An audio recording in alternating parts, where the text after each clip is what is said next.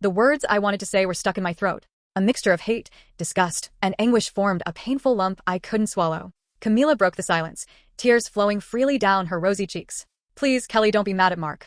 It's all my fault. Be mad at me instead.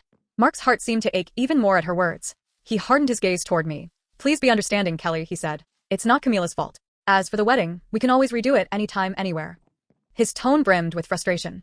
I hate you, I whispered.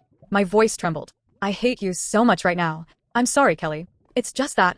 Mark began, his expression grave and apologetic. But I didn't hear the rest. The door suddenly burst open. In stormed, nearly everyone from the bridal and groom's train, faces a mix of disbelief, anger, and bitter disappointment. At the front stood Chairman Benson, Mark's father, and Des, his best friend and best man. The chairman walked in first, his face red with embarrassment. He hadn't believed his son would pull such a stunt, today of all days, and in front of so many people. What the hell do you think you're doing? He bellowed, grabbing Mark by the collar. Dad. Calm down. Mark struggled against him. Aggie pushed through the crowd and rushed to my side. Are you all right? She asked, eyes scanning me as if checking for bruises. Explain yourself, you idiot. Chairman Benson roared, still gripping his son's collar. Mark threw an accusatory glance at Des and me, as though we were the ones who'd caused this chaos. Des glared back. He had no intention of defending Mark. Not this time. Soon after I'd walked out of the wedding hall, our families had cornered Des, demanding answers. Under the weight of their questions, he cracked. He told them everything. He and Mark had just been about to leave for the wedding hall when Mark received a call from an unknown number. Skeptical, he answered and froze.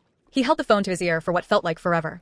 Then, without a word, he ran, ignoring Des's protests. The call was from Camila. Years ago, she had left with the man, a fraud who used her for her talent, abused her, and discarded her the moment someone younger came along. She'd been stranded abroad, scraping by with odd jobs, living in misery. Eventually, she found the courage to seek help from the embassy and return to the country. Her plan had been to find Mark, to apologize, to tell him he'd never left her heart. But the moment she landed, she saw the grand display, the wedding of the century, uniting two of the biggest marketing empires in the country. Her heart shattered.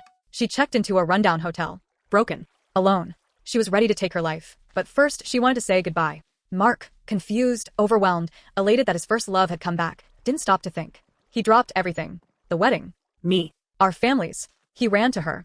Des had tried to stop him, but Mark was already lost in emotion. Now, Camila sat on the bed, looking fragile, almost unreal. My father finally spoke. Chairman Benson, how do you plan to resolve this? He, too, was deeply aggrieved, not just by the emotional devastation, but by the millions both companies had invested. And the dignitaries, all now witnesses to this disgrace. Chairman Benson exhaled, loosening his grip on Mark's shirt. No worries, he said with a wry smile. We'll head to the registrar's bureau. Get them married today. The ceremony can wait. It's no big deal.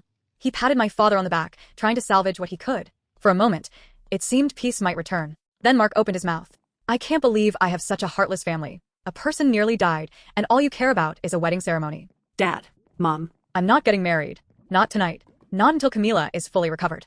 He walked over to her, taking her hand in his like a vow. That was the final blow. His mother lunged at him, her hand striking his cheek so hard, she nearly fell, caught only by a nearby relative. Gasps filled the room.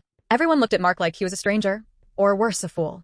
And in that moment, I woke up. It was like someone had poured ice water over my soul. I smiled. I reached up and removed the veil, the one that had been weighing me down all this time. And with it, I let go. I let go of the yearning, the longing for Mark to love me. I let go of the dreams I had abandoned for him. For the first time in years, I felt light. Free. The nurse, who had been lingering awkwardly at the door, stepped in to hand Mark a stack of documents. Papers for Camila's care. I didn't stay. Despite the pleading eyes of everyone around me, I walked away.